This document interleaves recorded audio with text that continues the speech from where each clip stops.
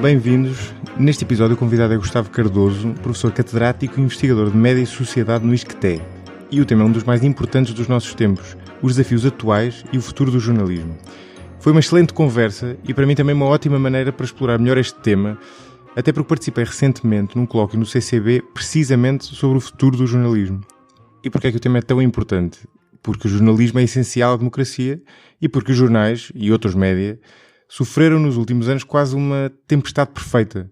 A internet veio tornar uma série de informação disponível de forma gratuita, ao mesmo tempo que tirou aos jornais grande parte das receitas de publicidade que tinham até ali e que agora, como todos sabemos, estão nas mãos de gigantes como a Google e o Facebook. Ao mesmo tempo, do nosso lado, ou seja, do lado dos utilizadores ou leitores, diminuiu a predisposição para pagar e também mudou a própria maneira como olhamos para a informação jornalística. Temos hoje mais e talvez melhor jornalismo, mas é também cada vez mais difícil separar o trigo do joio. E ao mesmo tempo, como estas mudanças vieram pôr em causa o próprio modelo de negócio dos jornais, isso por seu lado penaliza também o próprio produto que esses jornais fazem, o que acaba por afetar o papel dos jornais enquanto o chamado quarto poder da democracia.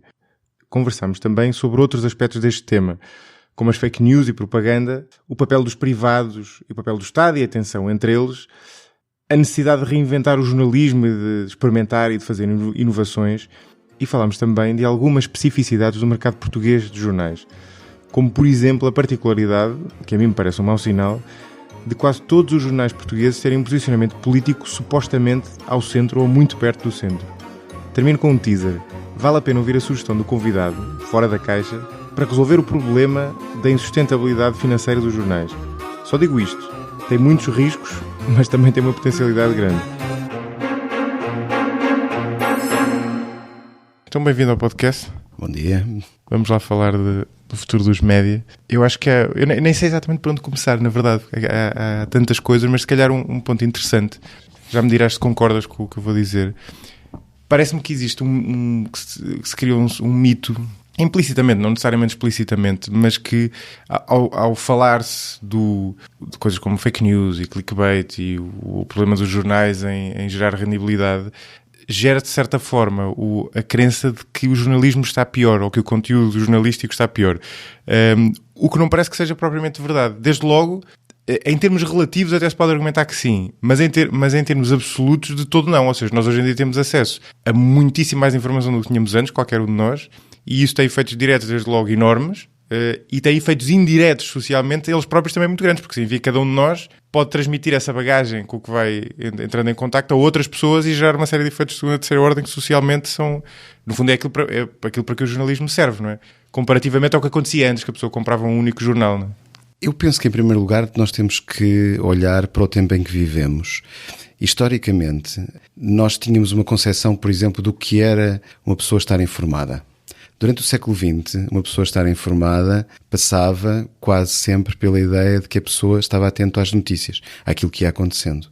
De alguma maneira, essa concepção de estar informado alterou-se nas nossas sociedades e no início do século XXI, nesta década e meia, quase 2 décadas de vida no século XXI, é muito provável que alguém a quem seja perguntado o que é estar informado responda coisas como, por exemplo, ter internet, ter a possibilidade de encontrar aquilo que preciso de encontrar sobre o que me interessa, sobre aquilo que está a acontecer. O sobre aquilo que está a acontecer tem a ver com notícias, mas aquilo que me interessa pode não ter a ver obrigatoriamente com notícias.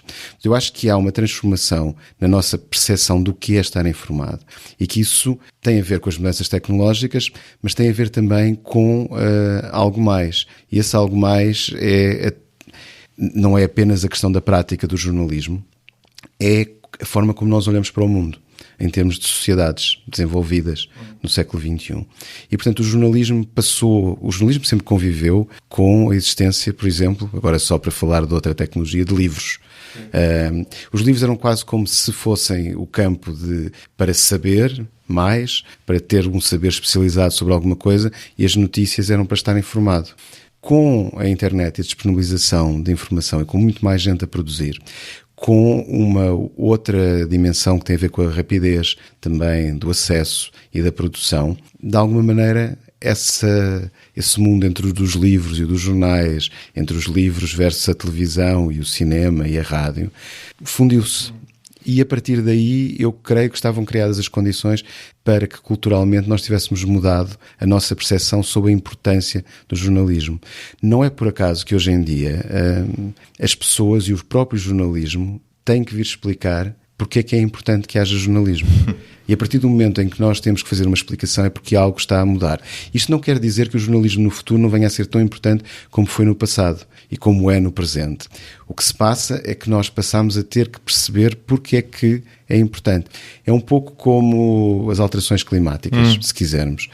Nós vivemos, temos o planeta onde estamos, mas não pensávamos até há pouco tempo que alguma coisa pudesse correr mal, ou que a nossa ação contribuísse para que as coisas ficassem piores. Com o jornalismo é um pouco a mesma coisa. De repente, o jornalismo deixou de ser como o ar que nós respiramos e passou a ser algo que nós podemos ter ou não interesse em acompanhar, em lidar com.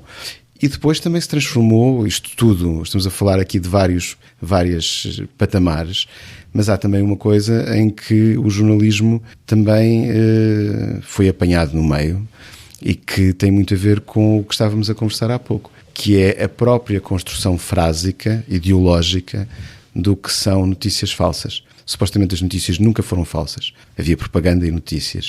Até haver um presidente ou candidato, Donald Trump, que introduziu esse spin, essa lógica de discussão na agenda política porque lhe interessava, porque tinha uma imprensa a fazer o seu papel tradicional. E a partir daí fomos apanhados todos nessa armadilha também. Ou seja, mas foi ele que, desculpa interromper, foi ele que introduziu? Tinha a ideia que ele se tinha apropriado do termo. Ele introduziu naquilo que é a cultura mediática do nosso cotidiano. Sim, ok, estou a perceber.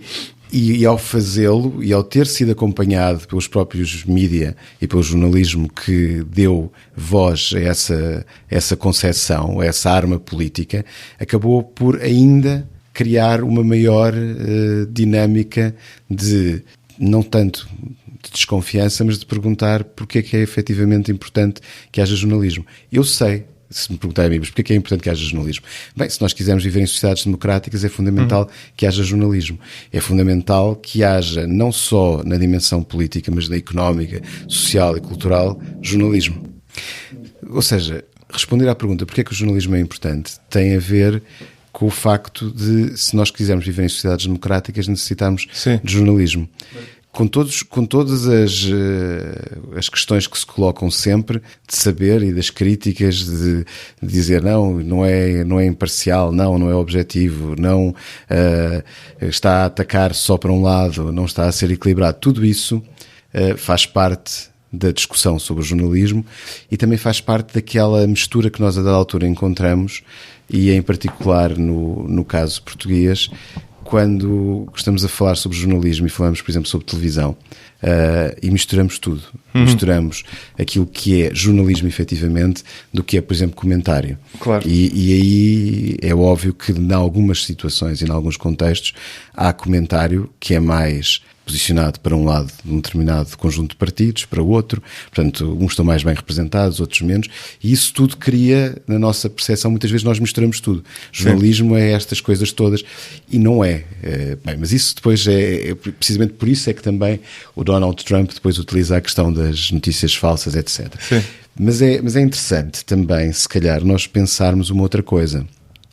É que a nossa desconfiança, entre aspas, face ao jornalismo, ou a introdução dessa questão da desconfiança, tem muito a ver com uma espécie de interregno. Ou seja, o interregno normalmente costuma ser definido quando o velho ainda não morreu e o novo ainda não nasceu. Nós estamos a viver uma espécie de interregno desde, em termos, já vou explicar o que é que quero dizer com isto, desde a queda do muro de Berlim. Ou seja, desde o final dos anos 80, princípios dos anos 90, até quase este início do século XX, do século XXI, portanto, houve uma espécie de ideia de que muita coisa tinha mudado. E nós esquecemos, por exemplo, que a propaganda sempre conviveu lado a lado com o jornalismo. Hoje em dia, quando estamos preocupados sobre os populismos, sobre a questão das notícias falsas, etc., estamos apenas a reviver, ou, em algum caso, nas gerações mais novas, a viver pela primeira vez, uma prática que sempre acompanhou o funcionamento de sociedades democráticas e não democráticas, que é a existência de propaganda. Ou seja, querer que as pessoas pensem de uma determinada maneira, levá-las a ter uma determinada dúvida sobre algo, e isso fazia parte do arsenal das democracias e dos regimes totalitários durante a Guerra Fria, já não para falar mais do princípio e do início do século XX.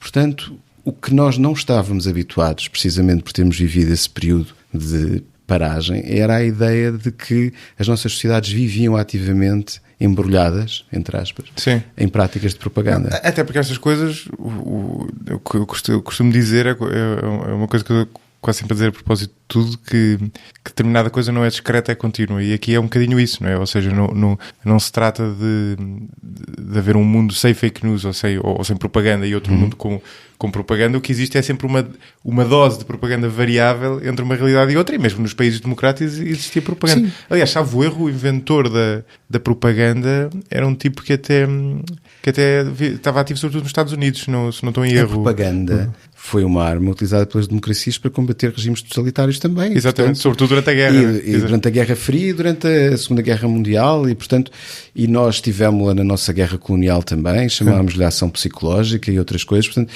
ela existe sempre. Então, mas espera, é que apesar de tudo há aqui duas coisas diferentes, acho eu. Uma coisa é propaganda. Propaganda, no fundo, é determinado agente, seja ele o Estado ou um determinado governo, seja ele um privado com peso económico suficiente para o fazer, que tenta influenciar a opinião pública, no fundo, ou pelo menos criar dúvida. Exatamente, ou pelo menos criar dúvida.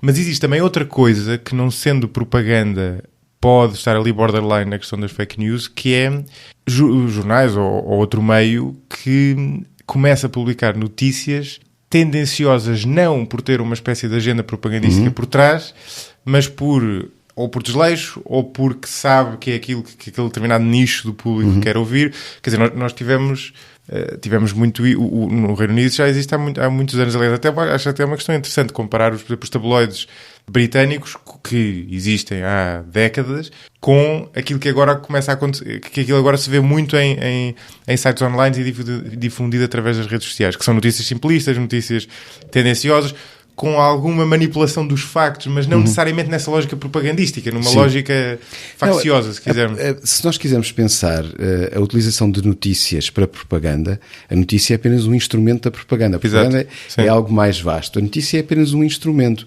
Nós agora estamos a falar muito desta questão porque há discussão sobre a questão do conluio russo ou não, mas o que é verdade é que, e isso está demonstrado, que as entidades ligadas direta ou indiretamente ao Estado russo durante o período das eleições norte-americanas tiveram atuação online e no terreno criando notícias falsas, com o objetivo, obviamente, de propaganda, porque é uma arma que é barata. E para além disso, historicamente, a União Soviética era muito boa na prática de propaganda e, portanto, é barato. Não é tão necessário investir noutro tipo de armas, funciona bem, cumpre os seus efeitos, cria a dúvida e, portanto, dá vantagem para um dos lados. Portanto, nós tivemos este recrudescer da questão da propaganda e da atenção às notícias por causa disso. Mas tens razão, porque, naquilo que estás a dizer, porque isto também acontece, porque foram criadas as condições para que nós tivéssemos um determinado tipo de práticas jornalísticas que têm a ver, por um lado, com as transformações tecnológicas, mas por outro, com a própria evolução, de alguma forma sincopada, das próprias notícias. O que é que eu quero dizer com isto? Bem, por exemplo, nós sempre tivemos imprensa cor-de-rosa, ou definida como as questões em torno de um determinado núcleo de pessoas na sociedade. Reis, princesas, homens de negócios poderosos, playboys. Sim, depois substituímos, tínhamos o cinema também, atores e atrizes, depois passámos para os desportistas, depois criámos celebridades nos próprios programas de realidade, ou assim denominados, e isso que era normalmente parte dos jornais, por exemplo, mais na questão dos jornais, de algumas páginas de dentro, foi ocupando cada vez mais espaço até ganhar preponderância. E, portanto, isso criou uma prática, isso é o que estamos a falar dos tabloides, tem muito a ver com isso, embora com alguns casos bastante desviantes, porque não nos podemos esquecer que a dada altura, num dos casos, dos títulos do Rupert Murdoch, a dada altura houve escutas ilegais e tudo e mais alguma coisa. Portanto, basicamente introduzindo vale tudo para contar uma história que faça vender jornais.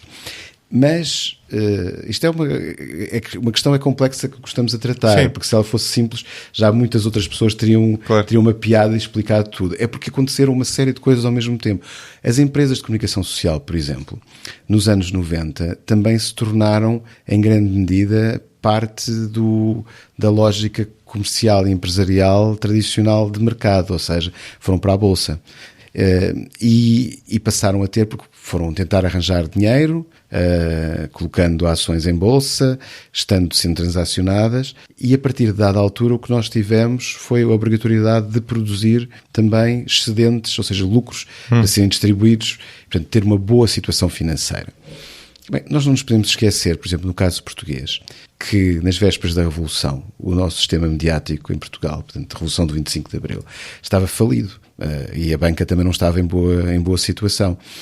Portanto, os jornais, só para falarmos daqueles que estão há mais tempo presente, não a televisão nem a rádio, sempre tiveram dificuldades em gerar excedentes. Na verdade, eu acho estranho que não tenham. O contrário é que é estranho, já lá vamos.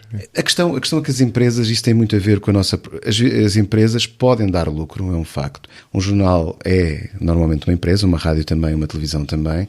A questão é saber qual o nível de lucro que deve estar associado e o que é que se tem que fazer para obter um determinado nível de lucro. Se nós temos que remunerar acionistas e se temos que atingir um nível bastante elevado de lucro, pode, em algumas situações, ser complicado para assegurar a própria viabilidade. E, portanto, é preciso não desligar a dimensão económica também da dimensão dos problemas. Porque a partir de dada altura, se é preciso efetivamente continuar a estar no mercado e a ter presença, então tem que se fazer algo para que as pessoas venham até nós. E depois experimenta-se e, por vezes, fica-se preso à própria experimentação e, com isso, acabamos por introduzir práticas que estão exatamente na fronteira entre aquilo que seria considerado aceitável ou não aceitável. Por vezes até introduzindo aquela justificação da ideia de que não, as pessoas percebem que isto é só para lhes chamar a atenção.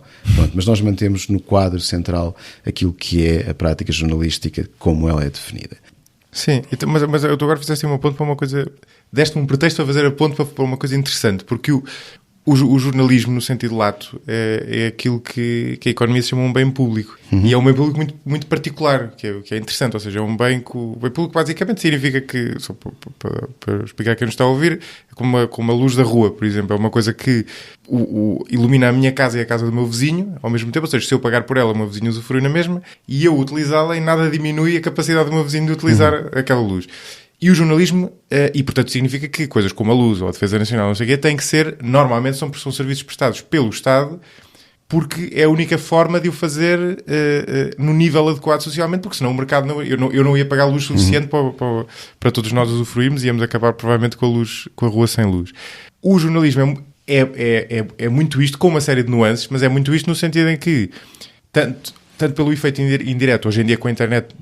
Muito mais parece-me pelo efeito direto das notícias, o facto de eu poder ler notícias sem pagar nada por elas, mas também, historicamente, é sobretudo pelo efeito indireto, não é? Tu lês uma notícia, lês um artigo sobre qualquer coisa, comentas o artigo comigo, eu estou a ter acesso àquele artigo sem ter pago por ele, no fundo é esse efeito social indireto, e isso significa que haja uma descolagem natural entre o valor social e o valor económico daquela notícia. Ou seja, o valor social é muito maior do que o valor económico, que é só o jornal que tu pagaste, para usar este exemplo. E o valor social são as várias pessoas a quem tu contaste e as várias pessoas a quem essas várias pessoas contaram, quer dizer, uma série de... E depois o próprio efeito de accountability, a falta de melhor expressão, sobre os agentes políticos, por exemplo. E é quase se a pessoa olhar para trás, é quase um mistério como é que a coisa em certas alturas resultou. Não é? Como é que em certas alturas foi possível encontrar modelos que garantissem alguma sustentabilidade económica, sabendo nós que havia estas externalidades positivas todas que não podiam ser capturadas pelo... Ou seja, que havia este valor social que era criado pelo conteúdo jornalístico, mas que não era possível ser capturado pelos jornais. Não é? No fim de contas, se nós olharmos para a relação entre a dimensão económica e a prática do jornalismo, houve um equilíbrio em dado contexto, nomeadamente na dimensão da publicidade, quando não havia outro meio de chegar às pessoas que não fosse, chegar a um número alargado de pessoas que não fosse através de uma rádio, de uma televisão ou de um jornal. E, portanto, a regra é, a publicidade está onde estavam ou onde estão as pessoas. Sim, a publicidade foi a maneira de pôr a peça que faltava nessa... Foi a forma de criar uma lógica de monetização que, historicamente, foi crescendo nas nossas sociedades, nas sociedades de massa do século XX. Foi possível casar essa dimensão económica, ou seja, eu quero vender os meus produtos, quero chegar às pessoas. Onde é que estão as pessoas? Para me ouvir, para saber que eu tenho os meus produtos, elas estavam na televisão, na rádio e nos jornais, entre aspas, porque era o que liam, o que ouviam e o que viam. A partir do momento em que essa lógica desse espaço se quebra e entra a internet, e entra uma outra lógica económica, de lógica de rede, e já não apenas de difusão e de distribuição, como nós víamos nos jornais e na rádio e na televisão, então as pessoas passaram a estar em outros sítios. E a questão, é uma questão que os economistas há muito tempo conhecem, é a do efeito de rede. Quando nós temos uma rede, a lógica tradicional das práticas, pelo nosso próprio comportamento, é que haja um vencedor, ou seja, a ideia de que the winner takes it all, ou de outra forma, também dito, mas aquele a chegar primeiro e a ter sucesso conquista tudo, que é a mesma coisa de dizer que tendem a existir muito mais monopólios numa economia de rede do que numa economia sem ser de rede. E, portanto, nós também vivemos estes de 95 quase até agora, que já são 2 décadas e mais alguma coisa, num mundo onde se achou que não era necessário regular nada e que tudo fazia sentido porque era um mundo novo. E isto marcou muito, foi uma lógica cultural que vem da dimensão mais económica, mas marcou muito a própria prática política e a prática da regulação. E hoje em dia a gente pergunta, onde é que estão as pessoas? Bem, as pessoas estão normalmente em coisas que são coisas, entre aspas, que são monopólios, à escala global. Estão no YouTube, estão no Facebook, estão a consultar as suas pesquisas no Google. E quem diz isto depois diz outras empresas e que algumas delas são todas da posse, da propriedade das outras.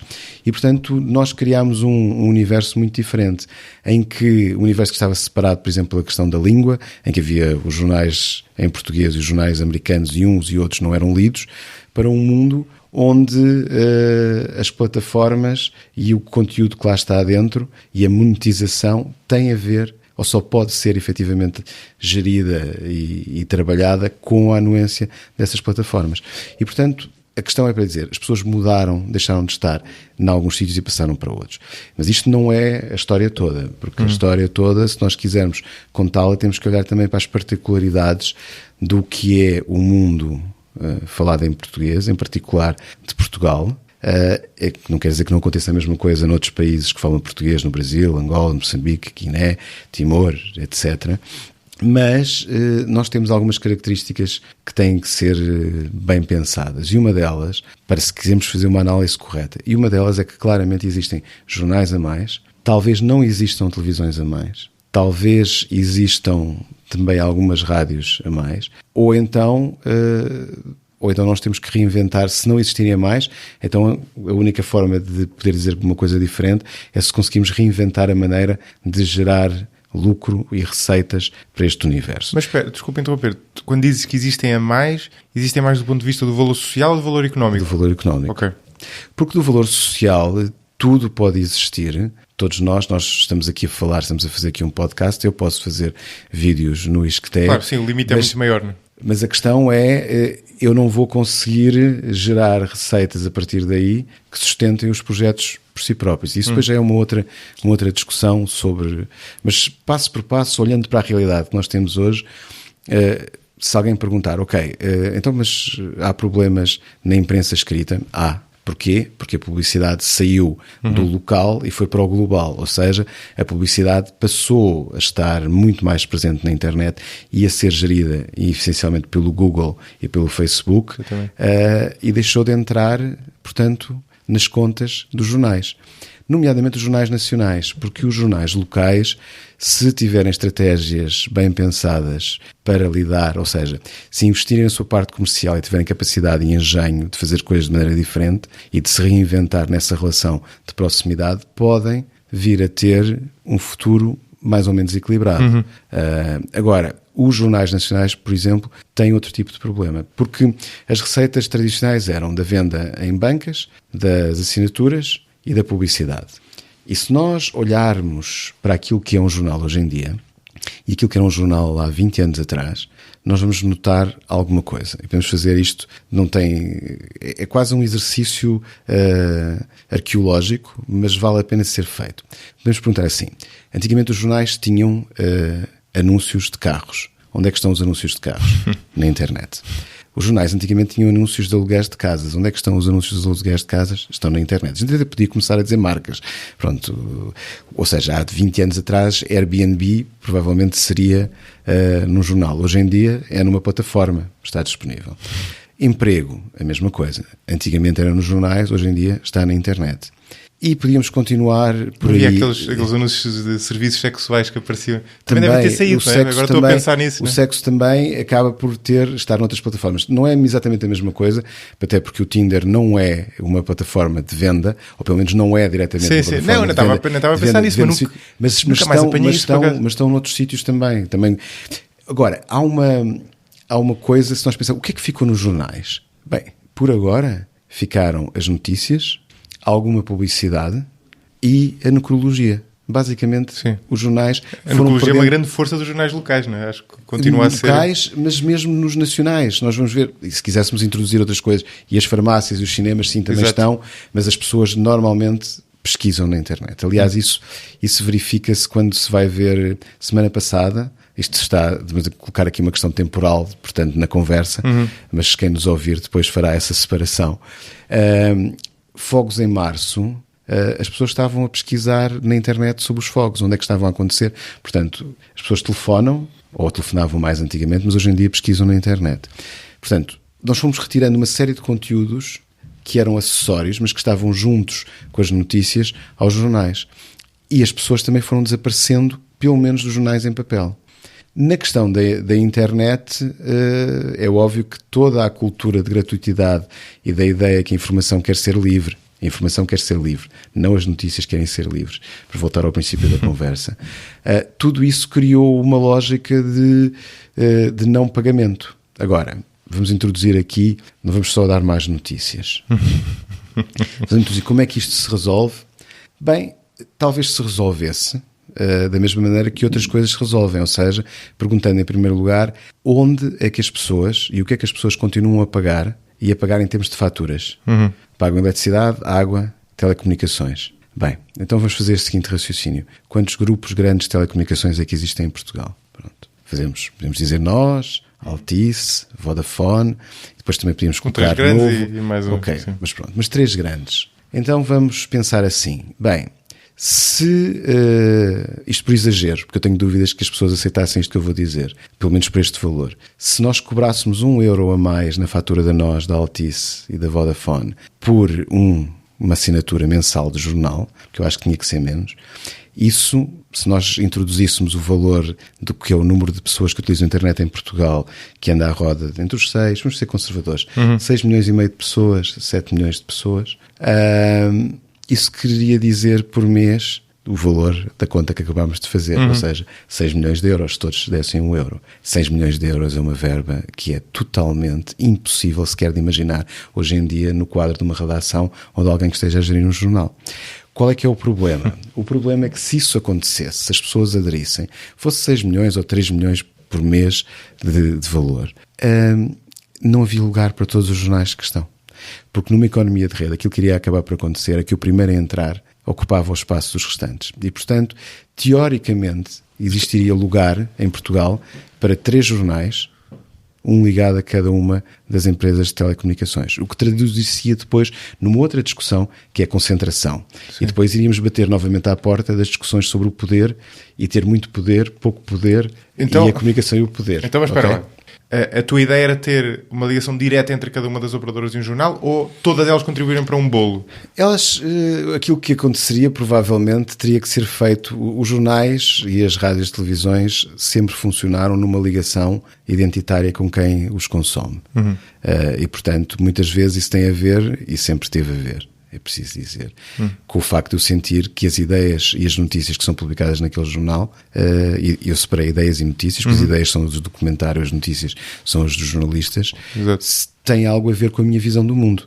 Em sociedades democráticas isso quer dizer, obviamente, que tem a ver com as pessoas com as quais eu me identifico politicamente, e por vezes pode ter ou não a ver com partidos.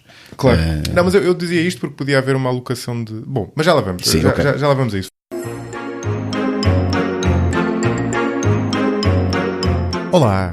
Gostam do podcast? Se quiserem contribuir para a continuidade deste projeto e juntarem-se assim à comunidade de mecenas do 45 graus, podem apoiá-lo através do Patreon desde 2€ por mês. Visitem o site em www.patreon.com, escreve-se patreon/45 graus por extenso, e vejam os benefícios associados a cada modalidade de contribuição. Desde já, obrigado pelo apoio, mas para já voltamos à conversa. Falando do... Acho que é importante para quem nos está a ouvir falar do problema, isto é, daquilo que mudou e que causou isto. Desde logo, o principal fator, quer dizer, disruptor de tudo isto tem a ver com a internet, que acaba por ter uma série de efeitos paralelos e interligados entre si. Quer dizer, por um lado, aquilo que falavas há pouco, nós termos acesso imediato à distância de um clique a todo o tipo de notícias, e tendencialmente de forma gratuita, não é? Ou seja, isso, do ponto de vista da oferta há desde logo esse efeito.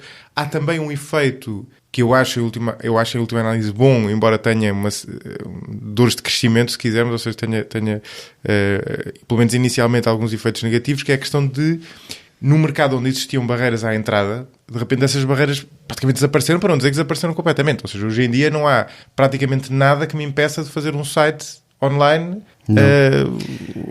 com um aspecto... A única coisa é saber se podes viver desse site. Exatamente, já lá vamos. Estou a falar da oferta social, se quisermos, em termos de valor social, não da questão económica, já lá vamos. Mas do ponto de vista daquilo a que nós temos acesso, a verdade é que há muita gente que o faz sem necessariamente receber nada por isso. Quer dizer, pessoas que escrevem blogs ou que lançam e há até jornais. O Huffington Post, por exemplo, surgiu de um blog, não é? Portanto, desde logo há uma série de ramificações por aí. Sites que dão uma espécie de notícia que as pessoas tomam como notícias, não é? Portanto, a fronteira entre jornais ou meios de comunicação social e blogs e outras coisas mais soft dilui-se completamente, e de repente a pessoa passa a ter acesso a uma série de coisas que para nós conta como fonte de informação, e muitas vezes muitas vezes é a fonte, para não falar da Wikipédia, por exemplo, que é um caso óbvio. Depois, por cima disto, surge a questão, até um bocadinho mais tarde do que se calhar este efeito inicial, embora eu tenha ajudado a impulsionar, surge a questão das redes sociais, que tu aludias há pouco, não é? E as redes sociais depois têm ela própria uma série de efeitos. Desde logo, elimina o papel tradicional dos jornais enquanto estrutura de mediação, não é? Os jornais, no fundo, mediavam, digeriam a informação por nós, no que isso tem de bom e no que isso tem de mau. Tem um efeito mau, na minha opinião, se calhar contrariar um certo pensamento crítico, não é? E a pessoa criticamente acreditava no que estava no jornal, mas tinha obviamente o efeito bom de diluir, interpretar, contextualizar e permitir-nos ter ali uma espécie de autoridade segura em quem nós confiamos. Isso mais ou menos desaparece e é substituído por aquilo que tu aliás falas numa coisa, falas da ressignificação, não é? Que é um termo que eu não conhecia e que tem um bocadinho a ver com isto, não é? Que são, no fundo, pessoas, alguém que partilha uma coisa numa rede social e que lhe dá a sua própria interpretação. Não é? Nós viemos de um mundo em que nós tínhamos uma série de especialistas a quem entregávamos e em quem confiávamos na sua capacidade de selecionar e validar a informação. Nós estamos a falar dos jornalistas, por um lado, mas estamos a falar dos professores também. E estamos a falar de uma série de outras profissões que tiveram que se adaptar ao diálogo com pessoas que se informam também sobre os mesmos assuntos. Não vamos falar disso aqui, mas a própria profissão médica se transformou com a chegada da internet. porque as pessoas passaram a ir às consultas médicas a perguntar: eu estive a fazer esta listagem de sintomas, será que tenho isto? Preciso saber se tenho ou não tenho. Portanto, é completamente diferente. Eu não sei o que é que se passa comigo, mas sinto isto. Portanto, isso muda. Mas na medicina, porque é um elemento central da vida humana, que é precisamente a vida, a questão foi resolvida pela autoridade. Dizer assim: ok, tudo bem, você pode pensar o que quiser sobre aquilo que tem, mas tem que acreditar em mim, porque sou eu que o vou tratar. Portanto, se não quiser, escolhe outra pessoa. Claro. E, portanto, é muito diferente. Com a questão da informação, e os professores têm esse problema, porque a questão dos professores, fala-se muito, por exemplo, de como manter a atenção, como ser capaz de ser professor numa época que mudou, que já não é igual à anterior, como todas as épocas são sempre diferentes da anterior, mas a autoridade do professor saber o assunto não está tão colocada em causa quanto a do jornalista. Mas estamos a chegar lá, porque toda esta discussão atualmente sobre dimensões da ciência serem colocadas em causa, desde a vacinação até às teorias sobre a Terra plana, todas as coisas que parecem, nos fazem sorrir, mas que na realidade estão presentes nas nossas sociedades, são manifestações também dessa transformação cultural. Mas isso dava pano para mangas para outro podcast e para outra conversa. Sobre a questão do jornalismo e da mudança do nosso crédito do jornalismo para ser capaz de lidar com o cotidiano e dizer-nos o que é verdadeiro do que é não verdadeiro, tem a ver, e isto diria eu, a explicação tem muito a ver com aquilo que sempre esteve presente na relação com o jornalismo. O jornalismo sempre se pautou por declarar e demonstrar que era objetivo e imparcial. Mas, ao mesmo tempo, sempre foi uma ferramenta cobiçada por quem exerce o poder, seja ele político ou económico, para obter a vitória em qualquer coisa, seja uma eleição, seja numa visão, seja num negócio, seja do que for, seja uma ideia, seja... E, portanto, sempre houve esta tensão aqui. E as pessoas sempre perceberam isso. E por isso é que nós estávamos a falar há bocado desta ideia de escolher aqueles dos quais nós nos sentimos mais próximos. Tirando os jornais associados aos partidos políticos, ou o caso da Itália, onde antes das mãos limpas e do desaparecimento do sistema político, normalmente os canais públicos tinham uma associação, um era comunista, outro era da democracia cristã e outro era socialista. Mas isso é mais normal para o campo dos jornais. Depois ficaram todos do Berlusconi. Exato. Mas as pessoas sempre procuraram aquilo com que se sentiam mais próximo. Pronto. E, portanto, a partir de dada altura... Então, mas espera, desculpa interromper, mas isso não é... Deixa-me fazer uma provocaçãozinha. Isso não é uma contradição com a questão da objetividade? É que o mais próximo... É uma contradição, é um jogo de sedução entre a comunicação social e as pessoas. Porque quando as coisas funcionam de uma forma equilibrada, o que é que acontecia?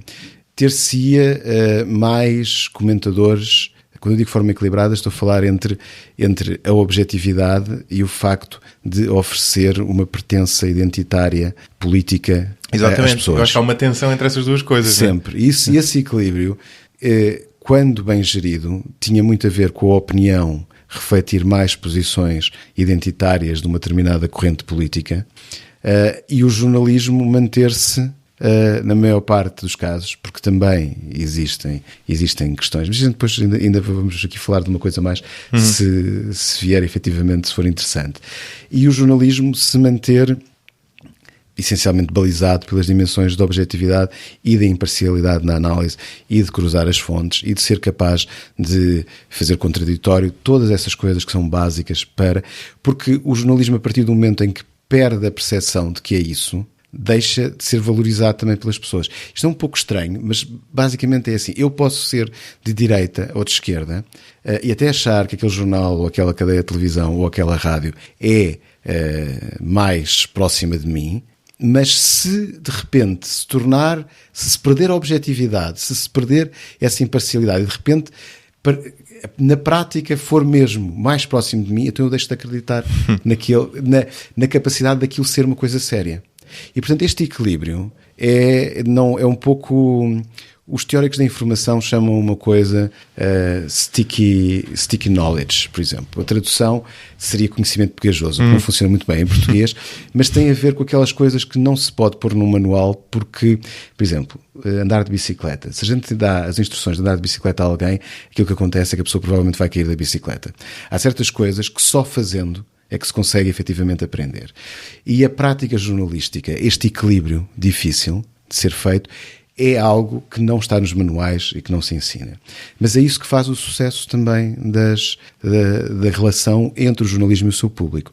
Agora, há um problema no meio disto tudo. E o problema no meio disto tudo são, por exemplo, as percepções que os atores políticos, por vezes, têm da relação com o jornalismo.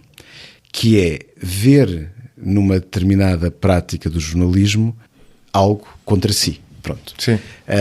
E isso normalmente dá os maiores disparates possíveis e imaginários. Historicamente, nós tivemos em Portugal, assim, nós já tivemos jornalistas que foram políticos, e já tivemos políticos que depois, esquecendo-se de referir isso, atacavam esses jornalistas como tendo um viés, em vez de dizer, não, olha, aquela pessoa que também já esteve num parlamento onde eu também já estive. Pronto. Ou seja, há aqui uma dificuldade muito grande dos atores políticos em lidarem com os jornalistas e assumirem que o jornalismo é sempre, à partida, imparcial e é objetivo. Agora, coisa diferente é a apropriação por outros atores políticos daquilo que os jornalistas dizem. E se nós olharmos, por exemplo, para polémicas recentes, se nós quisermos pensar sobre aquilo que tem sido a discussão das nomeações de familiares, isto é um pouco estranho porque, na realidade, há dois tipos de lógica, não é? Só para contextualizar o problema. Nós temos concursos e nomeações. Nomeações são políticas, portanto, eu posso nomear quem me apetecer, porque não tenho que fazer obedecer isso a algo que tenha a ver com, por exemplo, um concurso, quando eu me apresento para uma candidatura de uma carreira de professor, etc., em que tenho que mostrar provas de uma série de coisas. Bem, mas depois existe a percepção pública sobre isso. Isso já é uma outra questão. Mas, curiosamente, aquilo que aconteceu nos últimos tempos sobre a questão das nomeações é que, a dada altura, os políticos, por exemplo, do Partido Socialista, ficaram a achar que haveria da parte do jornalismo alguma perseguição. Mas, na realidade, as notícias até foram, na maior parte dos casos, a gente já vai chegar, porque é também interessante como exemplo prático aqui para a nossa conversa, foram, basicamente, notícias imparciais, descrevendo as coisas que estavam a acontecer. O que aconteceu depois é que os comentadores, todos os comentadores que se posicionam politicamente em oposição, porque os comentadores são tudo menos jornalistas, e isso é uma questão interessante, mesmo quando nós temos jornalistas que são convidados para fazer comentário, porque aí se libertam. E aí são aquilo que nós somos, pessoas. Sim. Sempre. E em certo sentido é suposto que sejam. E é suposto que sejam. Agora, o problema é mas o nosso sistema mediático também tem algumas particularidades. E esse de ter muitos comentadores que são jornalistas e muitos comentadores, ou quase todos os comentadores que são políticos. Exatamente. Aliás, em Portugal, quase que se poderia dizer que enquanto a televisão, os jornais e a rádio coroarem os próximos primeiros ministros e os próximos ministros de qualquer partido que venha a estar no poder ou que venha a estar numa Câmara ou em algum outro lugar ou de ser deputado, etc. Enquanto tiverem a capacidade de fazer isso ou das pessoas acharem que fazem isso, terão a sua presença assegurada nas nossas vidas. Mas isso a gente já pode depois voltar a isso. Mas deixa-me aproveitar rapidamente só esse parênteses, porque eu lembro-me de há uns anos de ter lido uma notícia, se calhar até confesso que já não me lembro, mas se calhar até contribuíste para essa peça, não sei, era da Sábado ou da Visão, de uma dessas revistas, que era justamente sobre isso, sobre a peculiaridade do nosso sistema. Na altura dava o exemplo do atual Presidente da República, como aquela bizarria de nós termos comentadores que são ex-políticos, ou seja, de haver essa espécie de transição. Ou temos políticos que, por estar no comentário, aspiram a vir a ser mais. Ou seja, Exato, no fundo há uma... É como o nosso ecossistema político, que é um ecossistema ainda herdado do século XX. E, portanto, eu acho que, aliás, Marcelo Rebelo de Sousa é o exemplo, é o último da sua... É alguém que cresceu com a televisão, aproveitou-a ao seu máximo. Não tenho a certeza que a maior parte dos próximos políticos venha a poder fazer o mesmo caminho, até por uma razão muito simples. Não é que seja ainda dramático, mas em termos de práticas, na população mais jovem, as pessoas tendem a não consumir televisão. Consumem conteúdos televisivos, mas não consomem televisão. Ou seja, consomem séries, consomem filmes, mas têm alguma dificuldade, consomem podcasts, mas têm alguma dificuldade em estar a olhar para um ecrã durante muito tempo.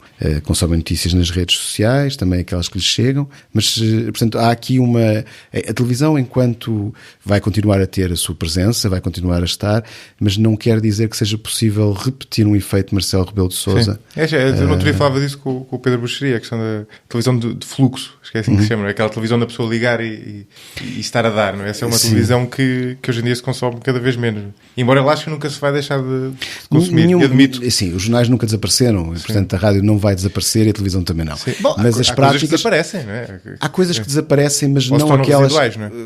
mas não aquelas que têm uma presença, ou melhor, colocando as coisas de outra maneira. Nós somos pessoas porque temos rotinas. A nossa vida é feita de rotinas. Mesmo que a rotina que nós adoramos seja quebrar rotinas, mas é uma rotina de qualquer das maneiras. E, portanto, os meios de comunicação social e o jornalismo e os conteúdos televisivos, sejam oferecidos por plataformas nacionais, internacionais, por marcas nacionais, internacionais, têm a ver com a nossa capacidade de organizar o nosso dia em rotinas. E, portanto, por isso eu creio que eles não vão desaparecer. Agora, não quer dizer que tenham que ser dominantes.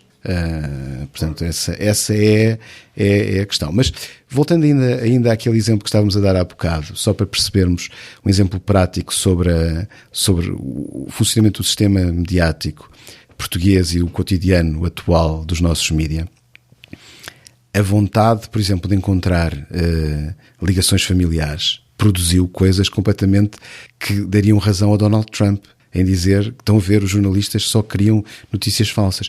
Porque o que é que aconteceu?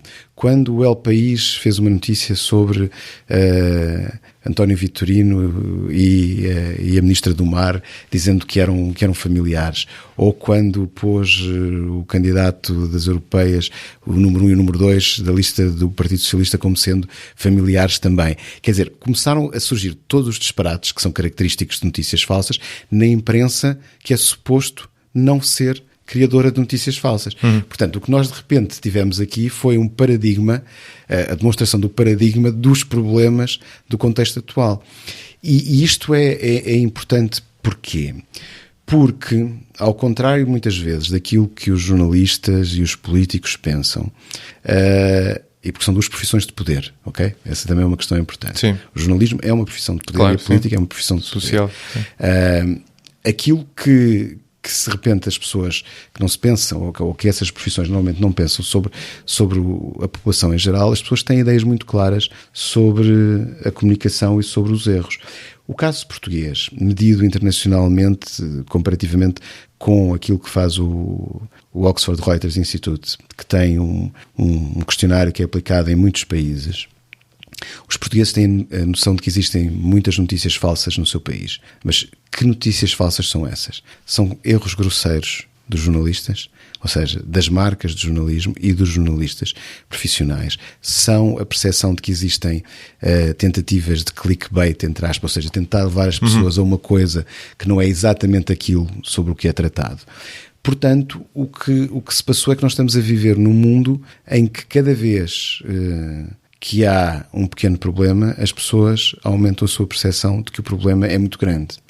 Certo. E aqui... E porquê é que isso acontece?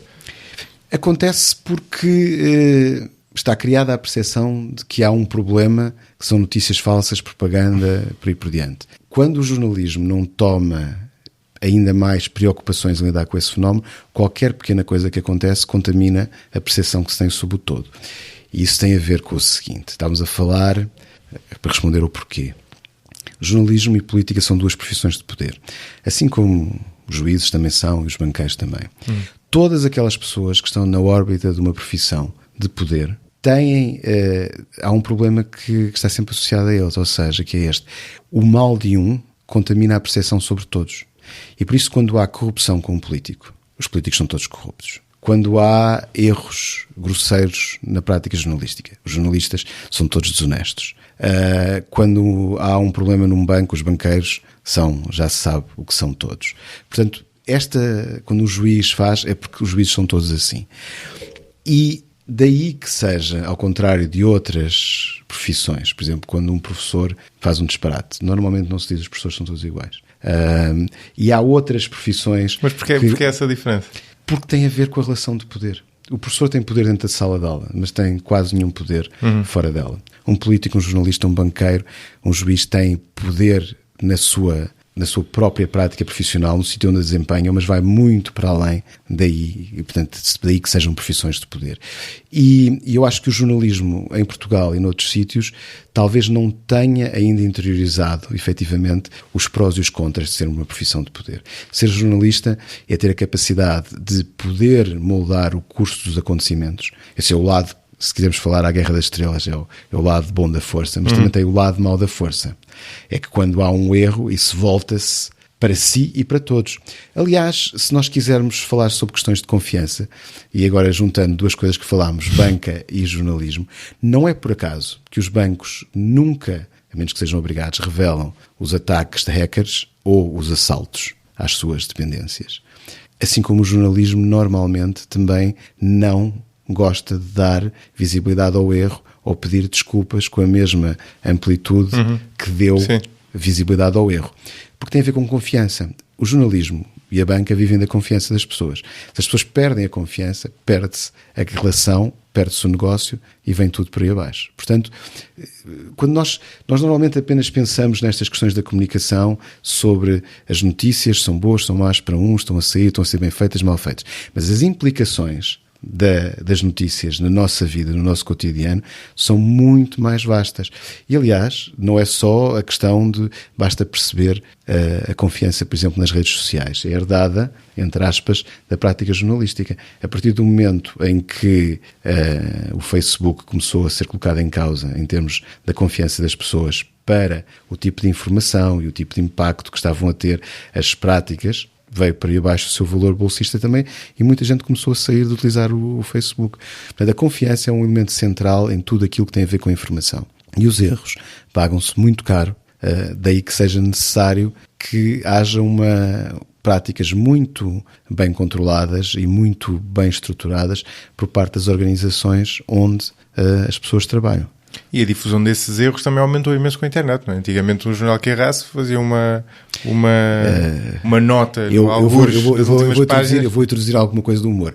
Ampliou-se muito porque normalmente quando um jornal erra, ou uma rádio ou uma televisão erra, na era da internet erram todas a seguir, porque todas copiam umas às outras. Exato. Que é um outro problema. Sim. E depois há outras questões, quer dizer, aquilo que nós falávamos há pouco de o problema do modelo de negócio dos média leva a que tenhas relações mais pequenas, relações com menos tempo e que sejam muito mais propensas a errar. Há muita coisa. O jornalismo também tem modas. Para além de não ser igual em todos os países, tem modas. Quer dizer, os países podem ser todos democráticos, mas as práticas jornalísticas são diferentes, estão enraizadas também da própria cultura dos países e daquilo que foi a prática jornalística que veio antes de quem está agora. Mas há também uma outra questão, quando nós estamos a pensar no jornalismo, que tem a ver com aquela pergunta básica que é, ok, mas então... nós vamos fazer isto porque todos estão a fazer ou vamos fazer isto porque há pessoas que estão interessadas em nós?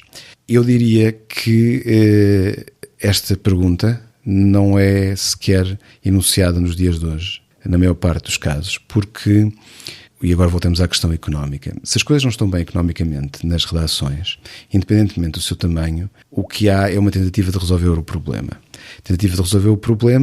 E aquilo que se normalmente está a tentar fazer, ou pelo menos quando nós olhamos para a nossa envolvente, seja em Portugal, seja noutros sítios, é uma de duas estratégias: ganhar tempo ou concentrar. Ou seja, que desapareçam parte daqueles que estão, porque o mercado não vai crescer, mas divide-se por menos e, portanto, ganha-se tempo também. O ganhar tempo pode ser feito de outras maneiras, não seja apenas a concentração. Mas ninguém está muito interessado, muito preocupado em Isto não é justo aquilo que eu estou a dizer. As pessoas estão interessadas, mas não conseguem perceber como é que vão resolver esse problema que têm atualmente, que é como é que eu vou criar novos produtos. Assim, o jornalismo, nós vemos, estão a ser feitas coisas novas. Sim, estão a ser feitas coisas novas. Mas se calhar estão a ser feitas coisas novas para exatamente as mesmas pessoas. Ou seja, há instrumentos diferentes, mas o jornalismo não mudou assim tanto que seja capaz de lidar, por exemplo, com as gerações mais novas. Eu estou sempre a repetir isto, não tenho a certeza absoluta de ter razão, mas estou à espera que me demonstrem que não tenho razão, e por isso estou sempre a repetir. Que é o seguinte: as pessoas mais novas que chegam à universidade e que vão para cursos de comunicação social atualmente, ou mesmo para jornalismo, uma parte substancial delas, eu diria a maioria, não consome produtos jornalísticos, mas deseja ir trabalhar para as empresas jornalísticas quando acabarem os cursos. Nesse processo, tudo correria bem se, porventura, na universidade ou nas empresas jornalísticas houvesse espaço, durante os estágios ou durante os cursos, para que se experimentassem coisas novas.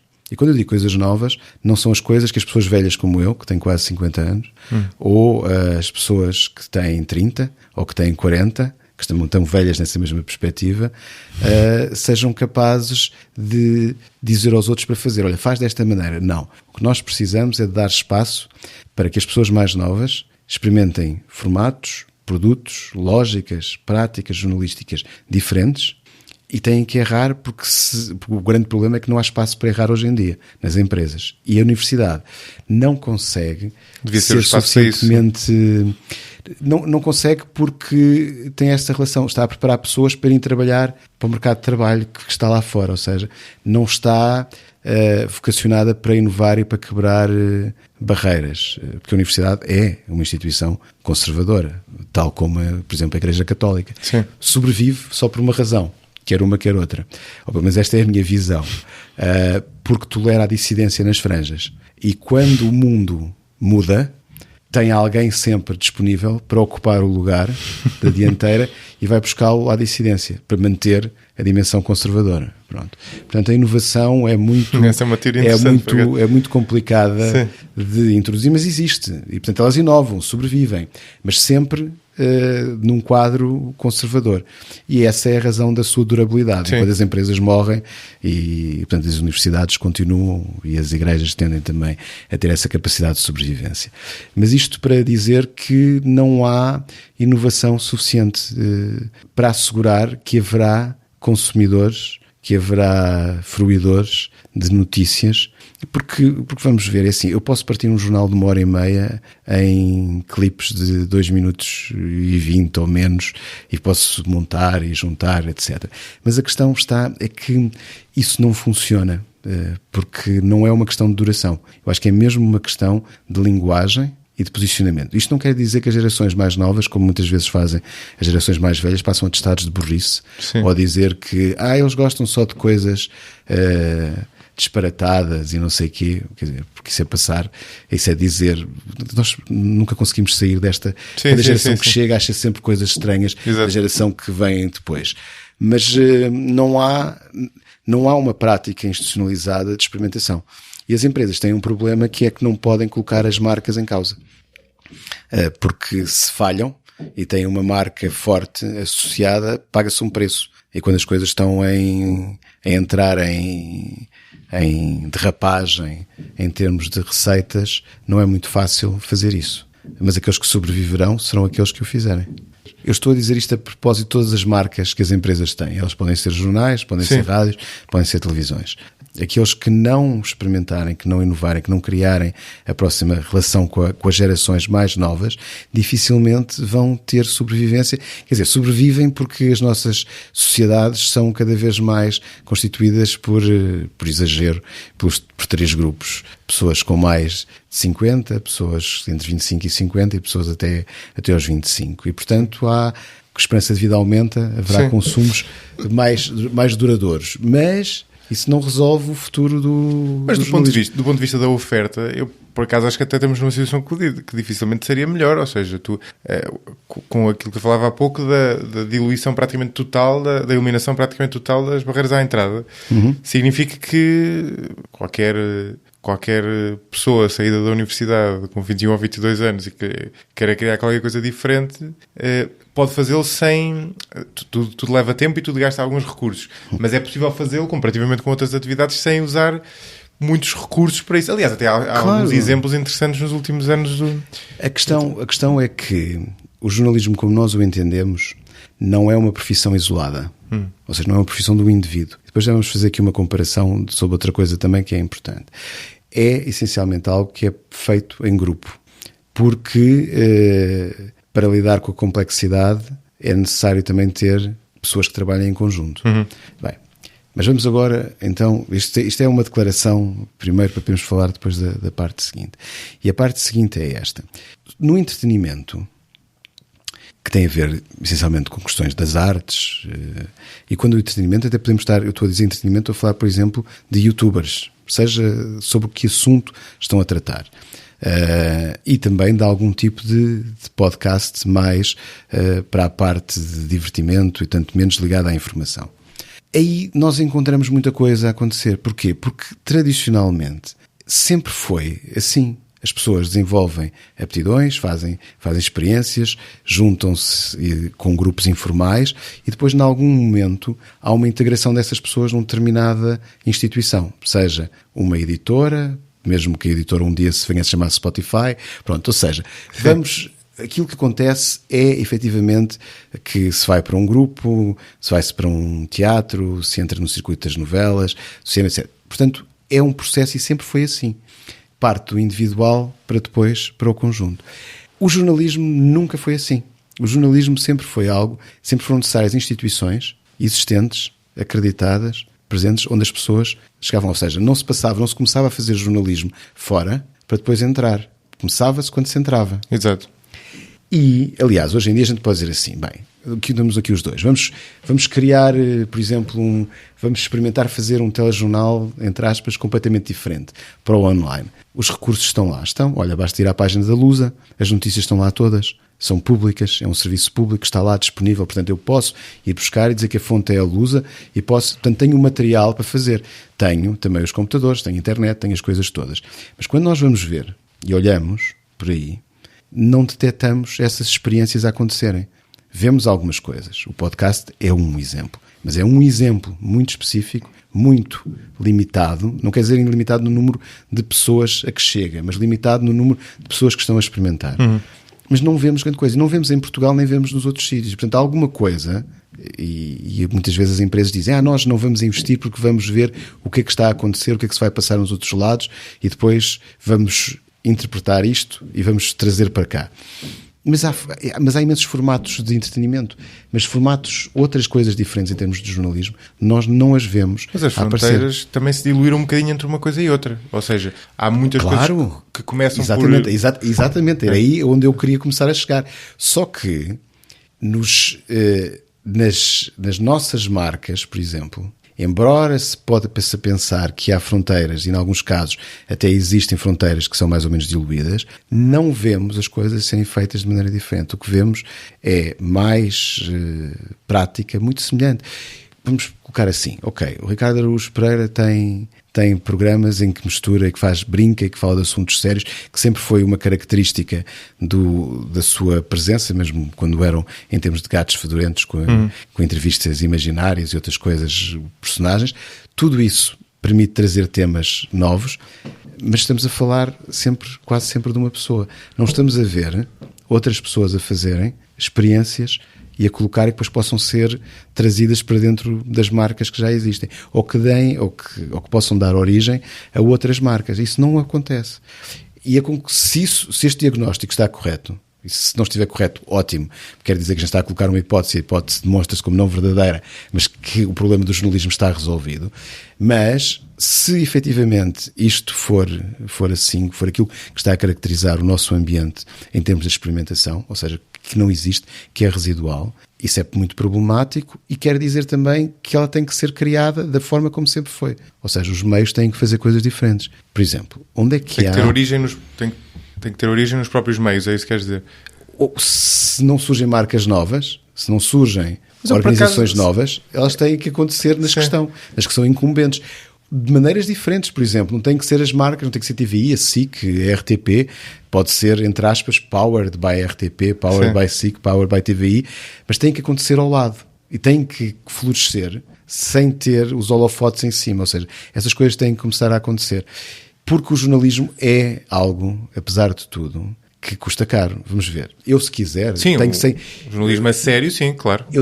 Se nós quisermos, os dois que aqui estamos, cada um com as coisas que faz, eu posso pegar nos vídeos que nós fazemos lá no Realidade Aumentada, no ISCTE, e podemos pegar aqui no teu podcast, e se gastarmos 100 euros por semana no Facebook, nós atingimos 100 mil pessoas, que é mais ou menos aquilo que um programa de desporto, por exemplo, tem da audiência a uma sexta-feira num canal de cabo de informação.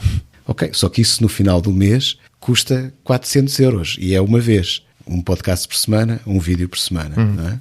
Portanto, quando eu estou a dizer, tu tens que ter economias de escala e tens que ter, se queres efetivamente ter uma produção que permita alimentar uma relação contínua com a informação, isso custa dinheiro.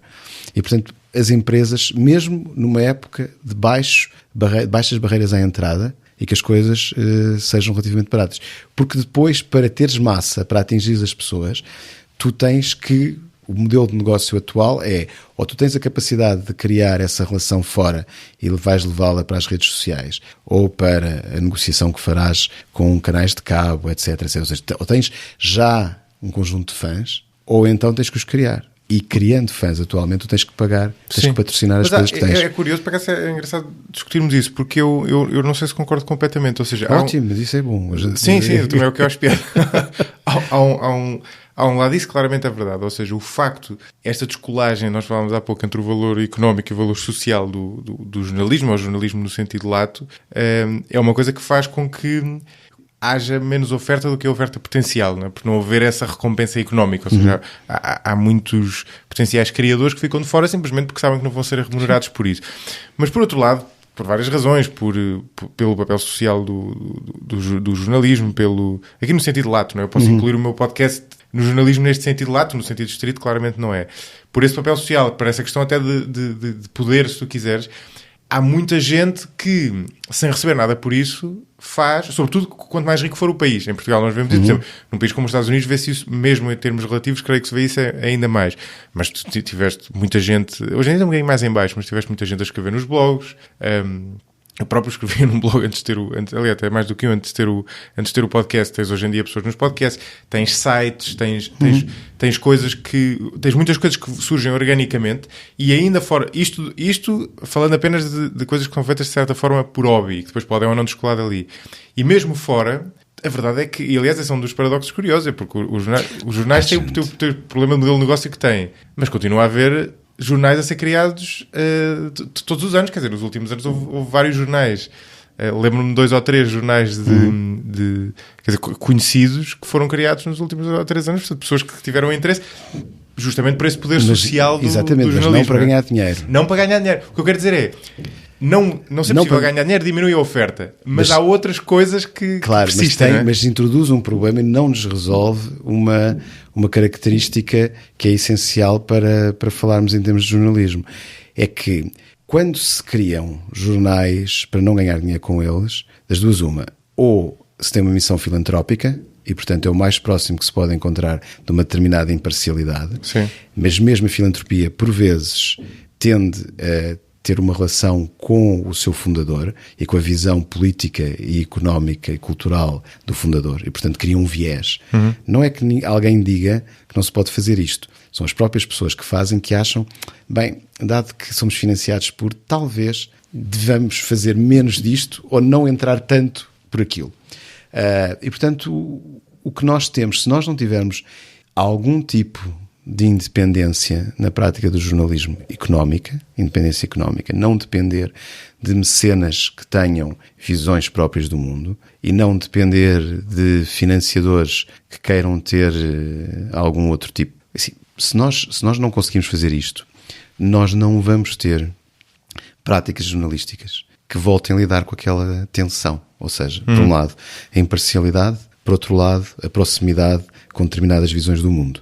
Vamos ter sempre algo que vai estar desequilibrado. E isso já não é o jornalismo como nós o conhecemos. Será um outro patamar para outra coisa. O que assim, talvez não crie, vamos dizer, criará sociedades diferentes das nossas, claramente. Eu acho que existe uma propensão, se isso acontecer, uma das dimensões para um determinado tipo de sociedade mais democrática poderá estar posta em causa. Pronto. Mas vamos ver, se o mundo todo decidir que quer viver num mundo menos democrático, bem, haverá alguns, talvez como eu, que vão se sentir deslocados, mas não será, ou seja, não será isso que marcará o tempo onde nós estamos a viver. Mas eu acho que continuo a defender e continuo a achar que é importante que haja essas características, existam essas características do jornalismo. Uma dimensão clara de imparcialidade e de objetividade, porque é aquilo que cria algum tipo de contrapoder também. Mais do que não seja, porque a dada altura, se houver bastantes, o equilíbrio acaba por se gerar, mesmo que por vezes existam desequilíbrios de um lado ou outro.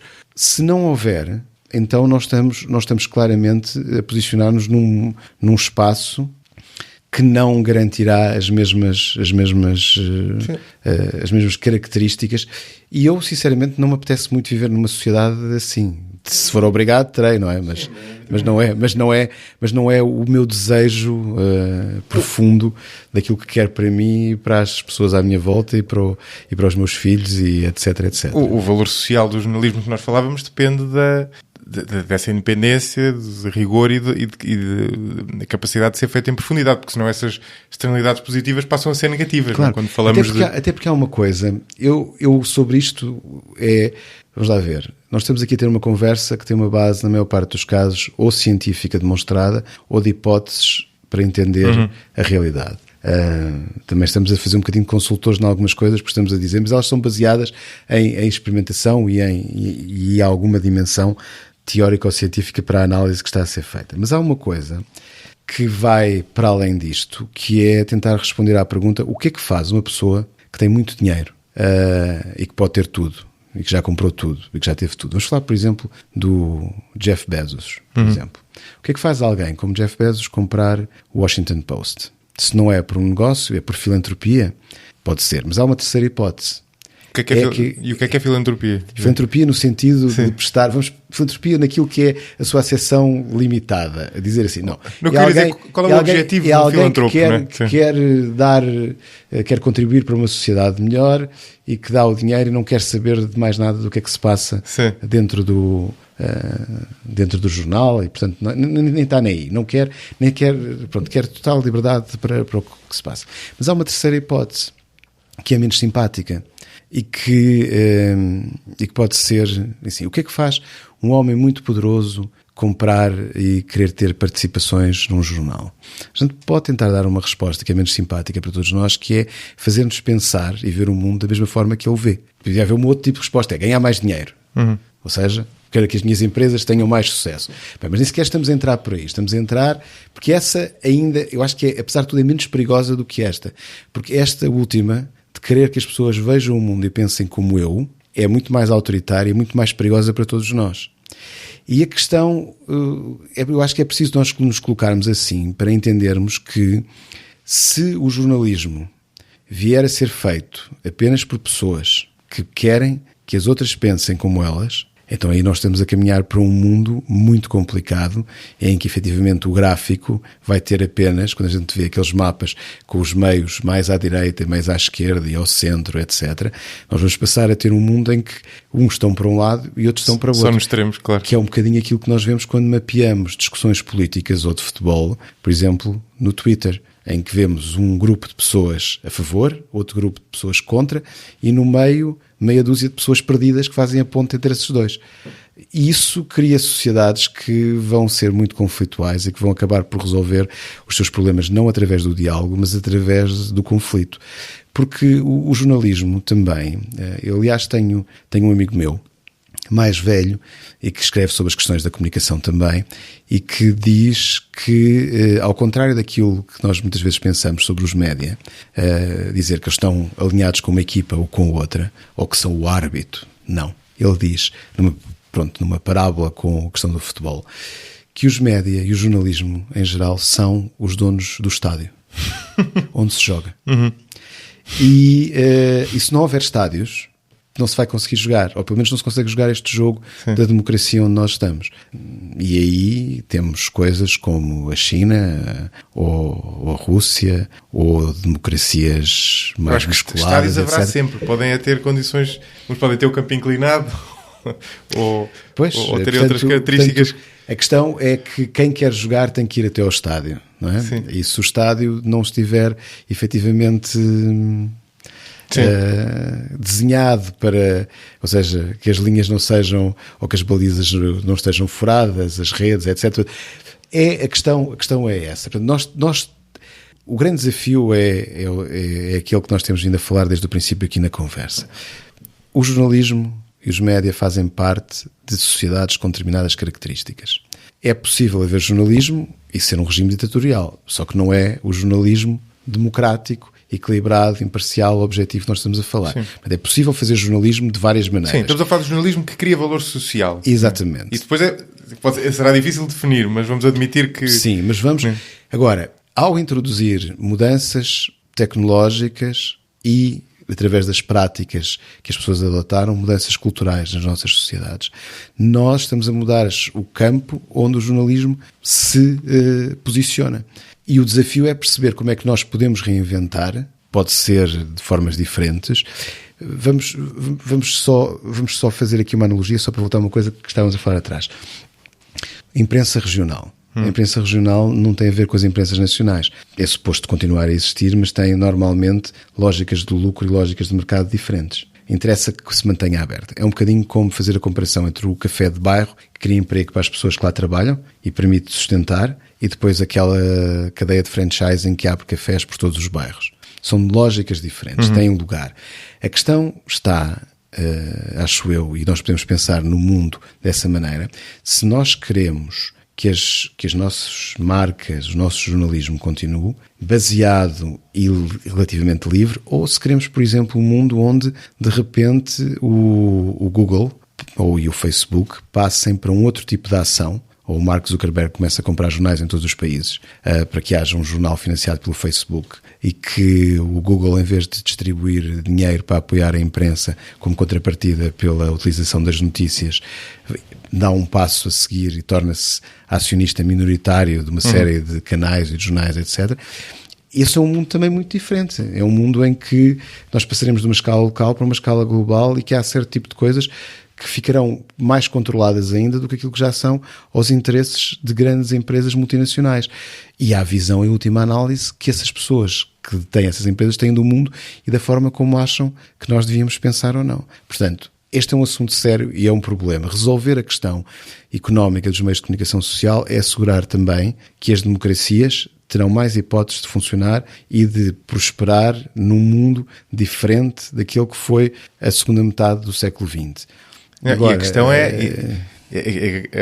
aquilo que disseste agora no final é que é importante para isto, porque é resolver a questão económica da maneira certa, ou seja, assegurando que ao mesmo tempo, permitindo ao mesmo tempo que se assegura essa imparcialidade, essa objetividade, mas também que exista a adaptação, digamos assim, orgânica do próprio jornalismo à realidade do século XXI, sim, é aquilo que falavas há pouco. Sim. Então isso é um bom ponto para voltarmos àquilo que falavas antes. Nós já falámos disso, quer dizer, houve aqui uma espécie de tempestade perfeita nos últimos anos, não é? Ou nas últimas décadas, porque por um lado, com o surgimento do online e com a diminuição das vendas de formato físico, aquelas receitas foram encolhendo cada vez mais. E por outro lado, a publicidade, que lá está, era a peça que fazia a diferença entre o valor social e o valor económico, começou a diminuir ela própria, porque foi toda, embora a publicidade do online tenha aumentado imenso, ela começou a ir toda, como dizias há pouco, para os Googles e Facebooks e afins, mas sobretudo para estes dois. E, portanto, deitou completamente por terra o modelo de negócio dos jornais. Aliás, até era uma pergunta que eu te queria fazer. Em média, por exemplo, em Portugal, esta realidade nova, como é que se repartiam as receitas dos jornais entre receitas de vendas, receitas de assinatura e publicidade? Tens ideia, assim, números redondos? É assim, a primeira era sempre a publicidade. Depois, a seguir, as vendas de banca mesmo. E depois as assinaturas. Sim, Agora, em termos de valores, as coisas variavam muito. Sim, sim. Se nós formos ver o registro, as empresas continuam a gerar, a televisão continua a gerar receitas. e continuam a ser interessantes. Depende depois do grau de endividamento que têm ou não para remunerar os endividamentos que fizeram no passado. Mas em termos globais, as televisões privadas funcionam bem.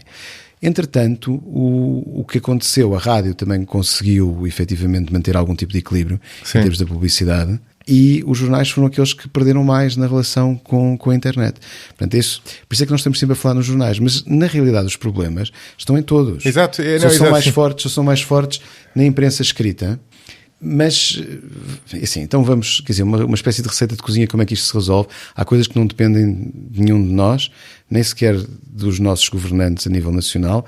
Talvez dependam da Comissária da Concorrência na União Europeia, talvez, mas dependem muito do sítio onde as empresas monopolísticas globais estão sediadas, que é os Estados Unidos. Sim.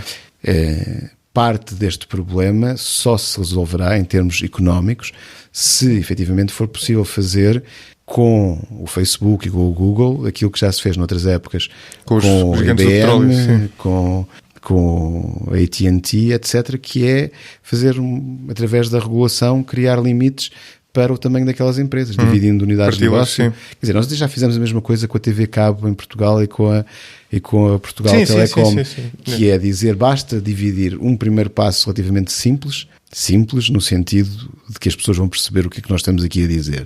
Complicado em termos de negócio, da regulação e das dimensões políticas, que é separar a propriedade do YouTube do Google. Pronto. Exato. Só isso já criaria um fôlego para ter dois concorrentes à escala global. Porque o problema atualmente é que existe uma entidade e essa entidade capta, mas depois também tem coisas completamente ridículas que deviam ser mais vezes exploradas. Eu tenho um outro amigo meu que, estudando estas matérias no YouTube, sobre vídeos do Estado Islâmico, colocados no YouTube, perguntava ao YouTube: a publicidade que vocês colocam nestes vídeos, o que é que vocês fazem? Entregam o dinheiro ao Estado Islâmico? Ficam com ele para vocês? O que é que se passa? Porque o modelo, efetivamente, tem estes problemas. Claro. Tudo é publicidade. Eu já não sei o que eu estava a ver no outro dia, mas era aqui em Portugal, que estava a aparecer publicidade a um casino nacional também, mas que a página, eu tenho as maiores dúvidas que estivesse interessada em ter aquele tipo de publicidade. Portanto, há uma série de... O sistema, aquilo que oferece à relação entre anunciantes e quem coloca, está longe de ser perfeito. Claro. Mas implica também uma alteração da própria capacidade dos atuais anunciantes perceberem também esses limites. Sim. E depois também existem coisas herdadas do passado a nível nacional, por exemplo, práticas que têm a ver com alguma concentração também na gestão das contas e depois na gestão das contas entre anunciantes e entre onde é que se publica, quando publica, que estou a dizer publica, estou a falar de rádio, televisão, jornais, porque quem intermedia o negócio da publicidade também ganha dinheiro nessa intermediação. E na realidade, é assim, nós vivemos numa época de desintermediação, mas quando se intermedia, aquilo que se pretende é ganhar mais dinheiro do que menos. E onde é que se ganha? Ganha-se muito mais dinheiro vendendo televisão do que vendendo internet. Até porque para vender mais caro a internet tinha que se aumentar os preços. Portanto, isto há uma série de coisas que estão... que é aquele momento de interregno. Ainda não conseguiu abandonar as práticas antigas e ainda não introduzimos as práticas novas. Mas... ao nível nacional também, nós temos que introduzir outras lógicas. Eu já escrevi sobre isso e já disse, eu sei que parece um bocado exagerado, ou pelo menos é uma mudança de paradigma muito grande, mas nós estávamos habituados a ter receitas de 3 sítios, temos que pensar como é que se tem receitas de 33 sítios diferentes. E isso implica valorizar nos meios grandes também formas diferentes de rentabilidade, que não são apenas aquelas que têm a ver com subscrições, publicidade e por aí por diante. Embora as subscrições, no caso, por exemplo, de coisas que não são jornalismo, mas que são o Netflix, é um sucesso. Muito pelos cartões que são vendidos nos supermercados e nas grandes superfícies outras. Sim. Porque em Portugal tem muito a ver com isso. Não sabia. Mais do que com cartões de crédito até. Curioso. Não fazia ideia, por acaso, o Netflix achava que era ao contrário. Não. Porque é mais fácil, quando se já tem uma subscrição com uma televisão e com a internet em casa, Sim. se não se quer aumentar a nossa obrigatoriedade mensal de fazer alguma coisa, encontrar meios dos quais é fácil desistir. Depois não desistimos, Claro, mas temos aquela percepção de que podemos fazer. É fácil, é só não comprar mais um cartão. Exato. Pronto. Sim. Mas nós temos que efetivamente olhar para o mapa e perceber que existem muitas formas de ganhar dinheiro, mas implicam esforço e implicam ter, por exemplo, vamos dizer aqui fora nós, para fazermos de ganhar dinheiro neste tipo de trabalho que aqui estamos a fazer hoje, de podcast, Sim. tu terias que contratar um comercial que tivesse a capacidade de andar a angariar e a desenvolver um conjunto de atividades para as quais tu não tens tempo. Portanto, esta é a questão, é que isto não se resolve com uma pessoa apenas. Pode-se resolver melhor com 2 ou com 3, mas porque a questão do podcast aqui, os conteúdos, se as pessoas gostarem de nos ouvir, obviamente aquilo que nós estamos aqui a dizer está resolvida. Há outros sítios que é mais complicado. Estamos a falar, por exemplo, de Netflix, não é? Onde é que nós encontramos jornalismo? E quando estou a fazer jornalismo estou a juntar crítica, mas mais do que isso. Crítica, por exemplo, aos filmes e às séries, mas mais para além disso. Onde é que nós encontramos alguma marca em Portugal que esteja a oferecer esse tipo de serviço? Para mim, que sou, por exemplo, cliente do Netflix, saber que séries onde é que estão as séries que me interessam, o que é que vai acontecer, etc. Não há. Porquê? Porque eu acho que a maior parte das pessoas, embora possa consumir, não estão no alvo, naquela faixa de consumidores que procurariam esse tipo de informação. Há imensas coisas para serem feitas. Eu acho é que não há... A ideia é... Eu tinha um amigo e professor que dizia, e que tinha um texto até sobre isso, que era o José Manuel Paquete Oliveira, que dizia que os públicos não existem, criam-se. Eu acho que muitas vezes nós nos mídia achamos que os públicos estão lá e, portanto, nós estamos a trabalhar para eles. Se não os criarmos, de certeza que estamos condenados. Ou seja, se perdermos a lógica de que os públicos têm que ser criados, ninguém quer ver isso. Assim, para já, isso hoje em dia é uma conversa, porque há sempre pessoas que querem alguma coisa. E é preciso chegar lá até elas. Pode não ser economicamente interessante, mas está lá. E depois também, se a gente, como nós estávamos a falar há bocado, se nós estamos a falar nos canais temáticos, 100 mil pessoas a ver um determinado programa, assim, porque é que não há noutras plataformas, noutras coisas, 100 mil pessoas disponíveis para ver coisas? Existem. É a questão de ter os meios para o poder fazer. E isso a universidade pode ajudar a criar formatos. Já tenho mais dúvidas que a universidade tenha capacidade de criar mais coisas para além disso. Bem, agora, só para introduzir aqui uma coisa a brincar.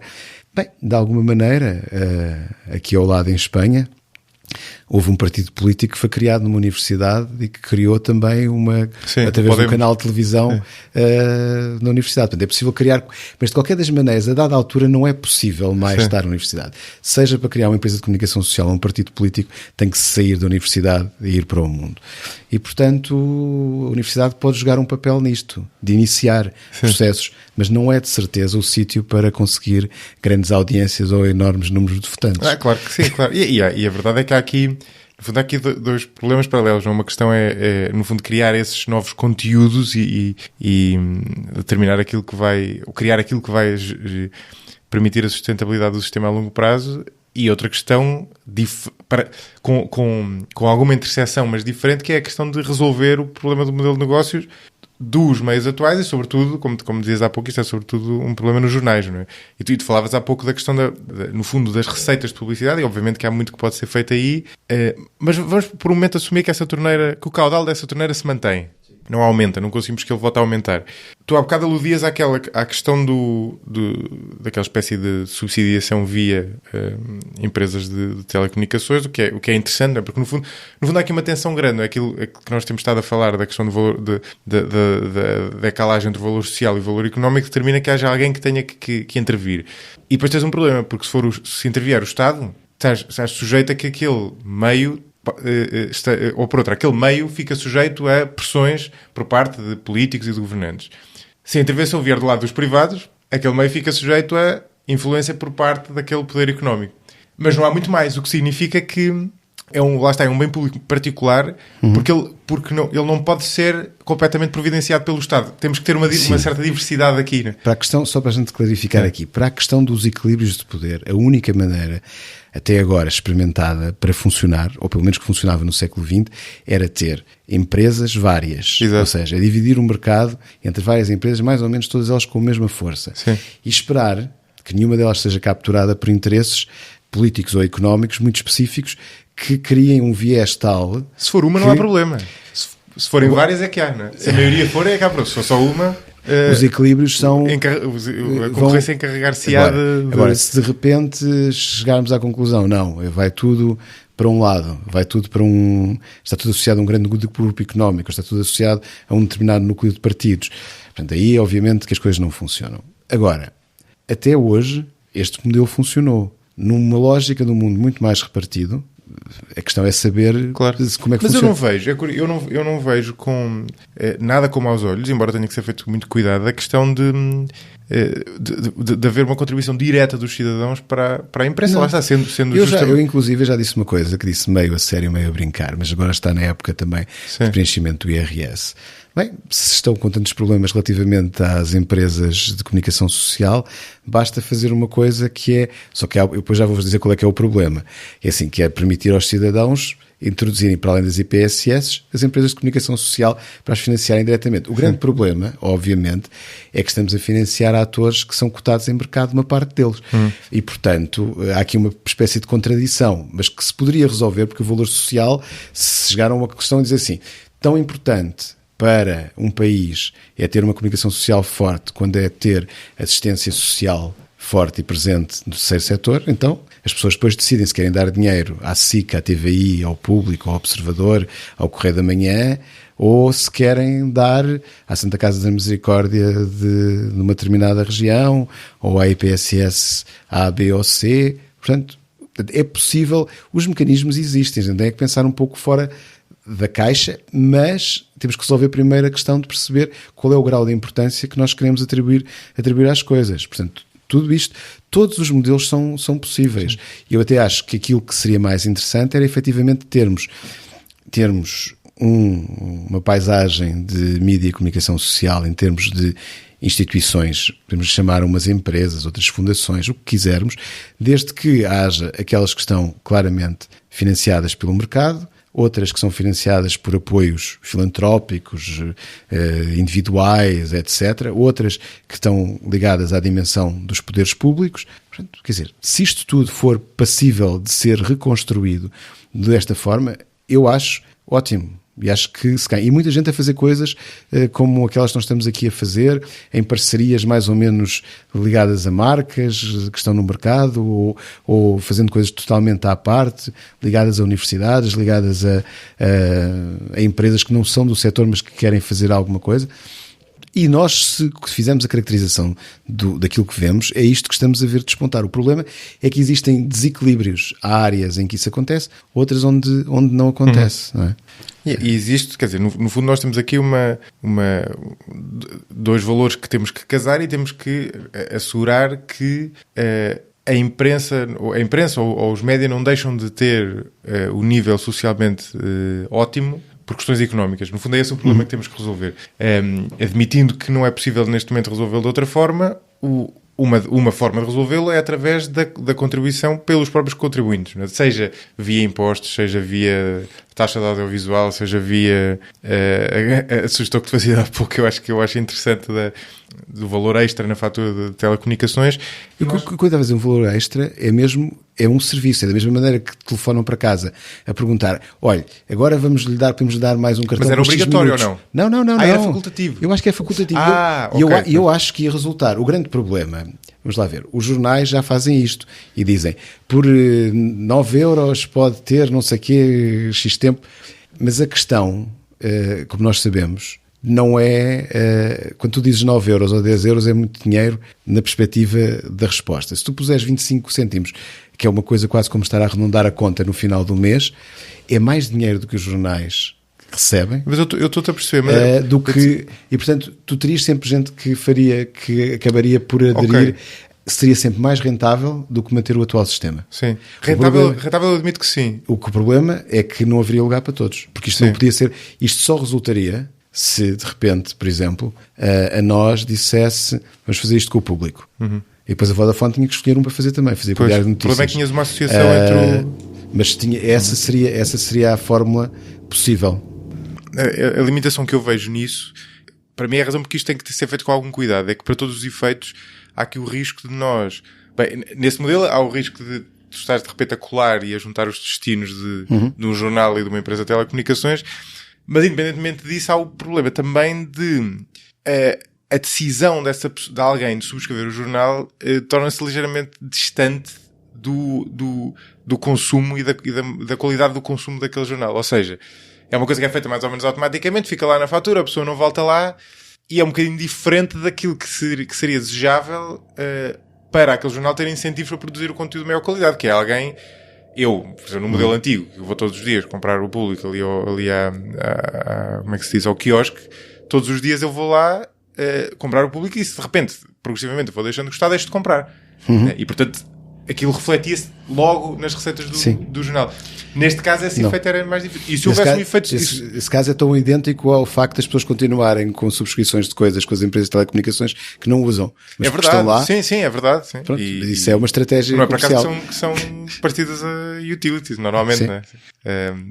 Mas, por exemplo, tendo um modelo de subsidiação, por exemplo, um modelo através de impostos, em que nós contribuíssemos para os jornais, ele podia ser pior do que isso, no sentido de ser, por exemplo, eu acho que já não sei qual era, acho que era na Suécia que eles têm um modelo desse género, ou na Dinamarca, e o contributo é feito, ou seja, a subsidiação é feita aos jornais com base no tamanho da redação, que me parece uma coisa, parece um grande contrassenso. Eu já não lembro, não tenho certeza absoluta se é assim, mas eu penso que em Macau, para os jornais de língua portuguesa e língua chinesa, existe um valor, ou seja, existe um valor flat, que é entregue pelo Estado a todos por igual. Se não é por igual, haverá diferenças também. Mas, portanto, o que me parece uma destruição grande. A experimentação existe. Agora, a questão é os equilíbrios que nós queremos que essas práticas tragam, não é? Sim. Aí é que é a questão. Agora, eu acho que aquilo que nós podemos acordar é isto não pode continuar da forma como está se queremos ter um jornalismo que seja, não só nos conteúdos, um jornalismo do século XXI, como possa estar ao nível das sociedades que nós almejamos construir no século XXI também. E que sejam democráticas, prósperas, e que haja, isto agora já é uma visão minha, mas que haja maior equidade, sustentabilidade também ambiental e que exista uma prática democrática que esteja subjacente. Claro. O jornalismo tem um papel a desenvolver nesse campo. Agora, se nós também podemos pensar outra coisa. Eu compreendo aquilo que estavas a dizer. Por exemplo, o The Guardian, a subscrição, o apoio que é feito, por exemplo, ao jornal. A pessoa identifica-se. Mas então temos que introduzir aqui uma coisa sobre Portugal. Portugal é provavelmente dos países que eu estava a falar há pouco do Oxford Reuters Institute, do inquérito feito, onde a percepção dos portugueses introduz menor diferenciação, por exemplo, nos jornais.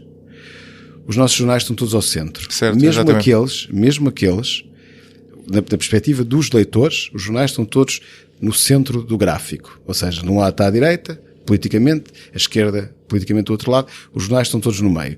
Para além de estarem todos no meio, mesmo aquele que supostamente é mais à direita em termos das representações e que as pessoas reconhecem como tal, que é o Observador, está quase ao centro, mas um bocadinho mais desviado para a direita.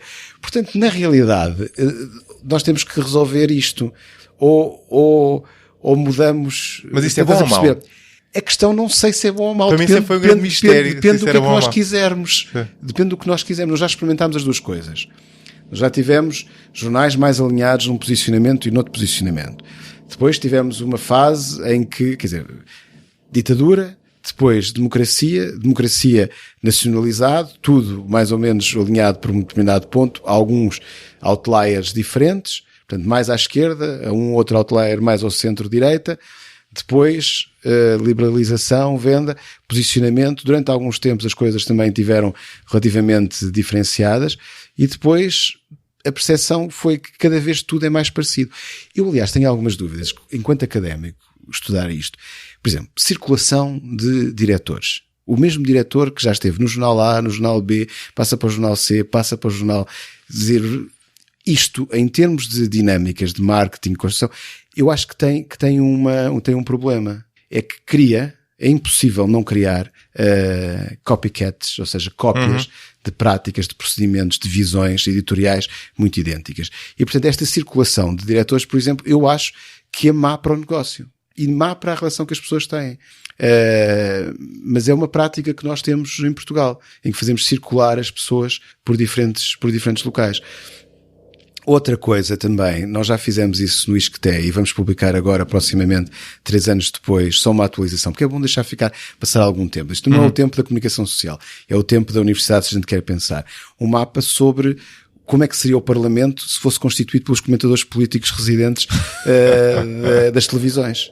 E, portanto, embora tudo somando esquerda e direita no final dê algum equilíbrio. A repartição por vezes há partidos que têm representações... devia ter menos, imagino. Que têm menos deputados do que... Ou seja, teria menos deputados nesta distribuição de comentadores. O CDS tem uma representação desproporcional, ou tinha. Eu estou a falar daquilo que era há 3 anos. Depois agora guardamos o segredo, depois publicamos quando se quisermos falarmos sobre isso. Mas há, portanto, dinâmicas que têm que ser pensadas, porque em última análise o público, as pessoas em Portugal circulam entre canais, não são fiéis, não têm uma relação de fidelidade, têm em alguns casos relações que são herdadas podem não gostar muito de um determinado meio, mas porque já estão com ele há muito tempo, continuam, mas se tiverem a oportunidade circulam pelos outros também. Só tiverem aquele disponível, ou em papel ou em digital, e é o único que tem ali para folhear ou para ver. Portanto, isso na questão da imprensa escrita. De resto, e mesmo nos canais não são. Mas também há uma coisa que explica isso, é que é a circulação de pessoas entre canais e a pouca diferenciação entre os mesmos. Sim, por acaso nunca tinha pensado nisso dessa forma. Bom, Gustavo, vamos terminar, então foi uma ótima conversa. Vou-te só pedir então para aconselhares o livro, para terminar em beleza a conversa e depois acabamos. Eu vou aconselhar um livro de um amigo meu, chamado Jonathan Taplin, que tem uma vida, ele já tem 70 ou próximo dos 80, tem uma vida cheia, começou como road manager do Bob Dylan, chegou para ser road manager também dos Rolling Stones, mas eles estavam demasiado pedrados no dia que ele foi lá ter com eles e ele achou que aquilo não ia correr bem, quando eles estavam exilados no sul de França. Produziu filmes do Martin Scorsese, foi consultor da Disney, também há uns anos atrás, foi diretor do Innovation Lab da Universidade da Califórnia do Sul, da Escola de Comunicação de Annenberg, e tem um livro que tem tido sucesso, já tem cerca de 1 ano e meio, e que esteve na lista também, ganhou prémios, esteve também na lista do New York Times, que chama-se Move Fast and Break Things. Depois tem um subtítulo que é How Amazon, Google and Facebook have destroyed, não é destroyed, mas como... Cornered Culture and Undermined Democracy. Sim, exatamente. E é um título interessante porque foi premonitório de algumas coisas que nós depois viemos a ver nos últimos anos, nomeadamente nas práticas do Facebook e no Google, e eu acho que para discutir as questões da comunicação, nós temos que olhar não só para Portugal, mas para fora, temos que olhar, no fim de contas, temos que olhar para o nosso cotidiano. O nosso cotidiano está cheio de aplicações e marcas que não são nossas. E, portanto, temos que perceber que parte dos problemas locais têm que ser resolvidos globalmente. O que é um bocadinho ao contrário daquela coisa do pensar, do agir local, pensar global, agir local. Aqui eu acho que temos que agir globalmente e pensar local. Quando estamos a pensar localmente. Sim, foi uma boa maneira de pôr isso, por acaso. Olha, obrigado por teres vindo. Não, obrigado eu também pelo convite. Foi uma ótima conversa. Gostaram deste episódio? Se encontram valor no 45 graus, existem várias formas de contribuir para a continuidade deste projeto. Podem avaliá-lo na aplicação que utilizam, seja ela o iTunes, Spotify, Stitcher ou outra, e podem também partilhá-lo com amigos e comentá-lo nas vossas páginas ou redes sociais. Se acharem mesmo que merece e puderem fazê-lo, podem ainda tornar-se mecenas deste podcast através do Patreon ou do PayPal. Com esse apoio estão a contribuir para a viabilidade deste projeto, que passa a ser também um bocadinho vosso. Para além disso, obtêm em troca vários benefícios, como por exemplo o acesso ao backstage do podcast e também a possibilidade de sugerir perguntas aos convidados. No fim do dia, já se sabe, são os ouvintes que tornam possível um projeto destes. Ouvintes como Gustavo Pimenta, João Vítor Baltazar, Salvador Cunha, Ana Mateus, Nelson Teodoro, Paulo Ferreira, Duarte Dória, João Castanheira, Tiago Leite, Gonçalo Martins, entre outros mecenas, a quem agradeço e cujos nomes podem encontrar na descrição deste episódio. Até à próxima.